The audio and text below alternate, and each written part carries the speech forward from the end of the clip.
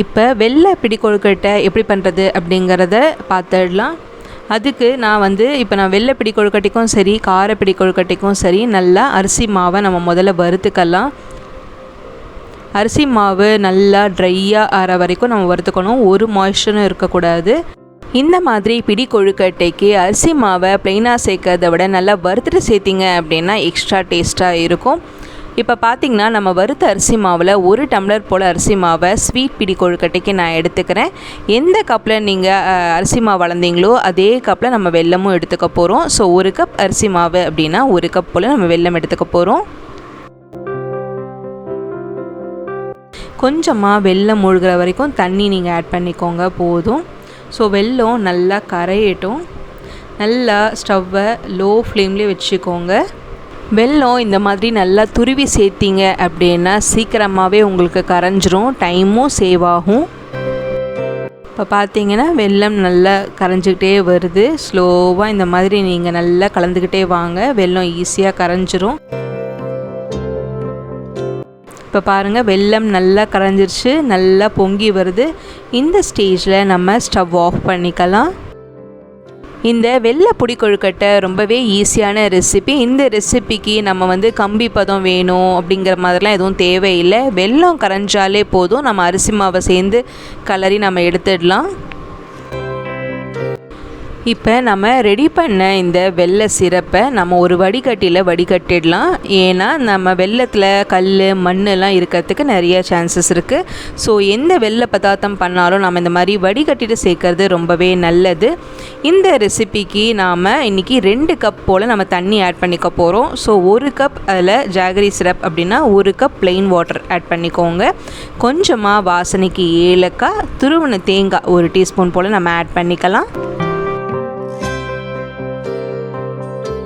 எல்லாத்தையும் நல்லா இந்த மாதிரி ஈவனாக மிக்ஸ் பண்ணிக்கோங்க, கலந்து விட்டுட்டு. நல்லா இது ஒரு கொதி வரணும். இப்போ பார்த்தீங்கன்னா நல்லா கொதி வருது. இந்த ஸ்டேஜில் நாம் எடுத்து வச்சுருக்க 1 டம்ளர் அரிசி மாவை இந்த ஸ்டேஜில் நாம் இதோட மிக்ஸ் பண்ணிக்கலாம். நல்லா இப்போ நம்ம உப்புமா கிளறுவோம் இல்லையா, அந்த மாதிரி நீங்கள் கிளறணும். நல்லா கைவிடாமல் உடனே கிளறிடுங்க. அப்போ தான் உங்களுக்கு அந்த லம்ஸ் எதுவும் ஃபார்ம் ஆகாமல் இருக்கும், கட்டி எதுவும் தட்டாமல் இருக்கும். ஸ்டவ்வை லோ ஃப்ளேம்லேயே வச்சுக்கோங்க. நல்லா இந்த மாதிரி நீங்கள் ஒன்று போல் சேர்ந்து வர அளவுக்கு நல்லா மிக்ஸ் பண்ணிக்கோங்க. நல்லா இந்த மாதிரி மசிச்சு விட்டீங்க அப்படின்னா நம்மளோட அரிசி மாவு நல்லா வெந்துடும். இது நல்லா குக் ஆனதுக்கப்புறம் நீங்கள் இது ஒரு 5 மினிட்ஸ் தனியாக வச்சுருங்க. இது ஆறட்டும், நம்மளால் அப்போ தான் கொழுக்கட்டை பிடிக்க முடியும். இப்போ பார்த்தீங்கன்னா நல்லா ஆறிடுச்சு. இந்த ஸ்டேஜில் 1 டீஸ்பூன் போல் நெய்யை நல்லா நம்ம ஆட் பண்ணிவிட்டு இந்த மாதிரி சப்பாத்தி மாவை நம்ம எப்படி பிசைவோம் அந்த மாதிரி பிசைஞ்சு நம்ம ரெடி பண்ணிக்கலாம். ஸோ அதுலேருந்து ஒரு போர்ஷன் சின்னதாக ஒரு போர்ஷன்ற மாதிரி நீங்கள் எடுத்துக்கோங்க. எடுத்துகிட்டு நம்ம கையிலே நல்லா ரோல் பண்ண ஆரம்பிச்சிடுங்க. நல்லா ரோல் பண்ணி முடித்தக்கப்புறம் ஜென்டலாக உங்களோட அந்த ஃபிங்கர்ஸ் இருக்கு இல்லையா, 4 விரலையும் நல்லா நீங்கள் ப்ரெஸ் பண்ணிங்க அப்படின்னா இந்த மாதிரி ஒரு ஷேப் கிடைக்கும். ஸோ நம்மளோட பிடி கொழுக்கட்டை ரெடி.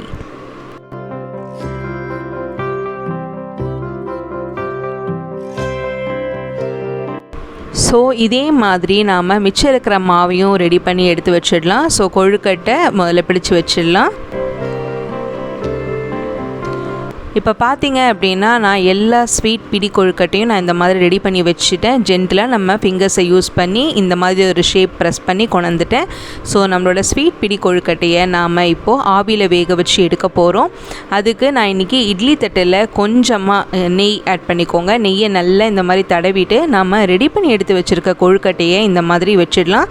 ஸோ இது ஒரு 8 to 10 மினிட்ஸ் போல் ஸ்டீம் குக் பண்ணிவிட்டு வந்துடலாம். ஏன்னா ஆல்ரெடி நம்ம வதக்கிட்டோம். ஸோ இப்போ பார்த்தீங்கன்னா 8 to 10 நிமிஷம் போல் ஆயிடுச்சு. ஸோ இட்லி பானையில் நல்லா நான் இந்த மாதிரி வேக வச்சு எடுத்துகிட்டு வந்துட்டேன் இந்த கொழுக்கட்டைகளை. மேலே உங்களுக்கு இந்த மாதிரி ஒரு க்ளாஸி டெக்ஸ்சர் தெரியுது இல்லையா, அப்படின்னாலே நம்மளோட கொழுக்கட்டை நல்லா வெந்துருச்சுன்னு அர்த்தம். இப்போ பார்த்தீங்கன்னா சூப்பராக நம்மளோட ஸ்வீட் பிடி கொழுக்கட்டை நெய்வேத்தியத்துக்கு ரெடி. இந்த கொழுக்கட்டை ரொம்பவே ஈஸியான ரெசிபி. சட்டுன்னு ஈஸியாக செஞ்சிடலாம். 3 பொருள் போதும். அரிசி மாவு, வெல்லம், தேங்காய், இது 3 இருந்தாலே போதும், ஈஸியாக செஞ்சிடக்கூடிய ஒரு ஸ்வீட் ரெசிபி.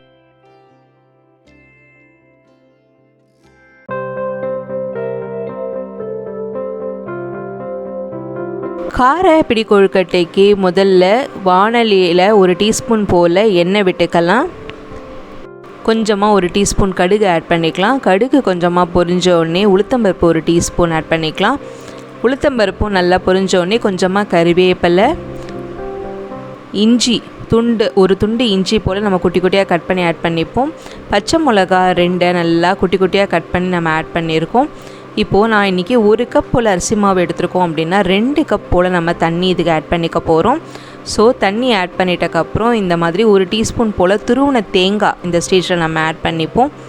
கொஞ்சமாக உப்பு ஆட் பண்ணிக்கலாம். டேஸ்ட்டுக்கு உப்பு ஆட் பண்ணிட்டக்கப்புறம் நல்லா இந்த மாதிரி மிக்ஸ் பண்ணிக்கோங்க. இது ஒரு கொதி வரட்டும். நம்ம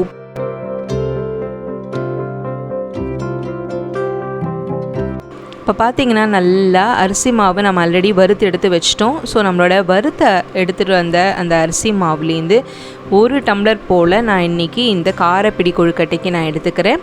ஸோ நம்மளோட இந்த மிக்ஸ் நல்லா கொதிச்சிட்ருக்கு. ஸோ நல்லா கொதித்தோடனே இந்த ஸ்டேஜில் நம்ம வறுத்து எடுத்துகிட்டு வந்த அந்த அரிசி மாவை இந்த ஸ்டேஜில் நம்ம ஆட் பண்ணிப்போம். நல்லா இந்த மாதிரி கைவிடாமல் கலர ஆரம்பிச்சிடுங்க. ஸோ தட் கட்டி எதுவும் தட்டாகாது, லம்ஸ் எதுவும் ஃபார்ம் ஆகாது. ஸோ அதனால் நல்லா இந்த மாதிரி ஈவனாக மிக்ஸ் பண்ணிக்கோங்க. நல்லா மேஷ் பண்ணி மிக்ஸ் பண்ணிக்கோங்க.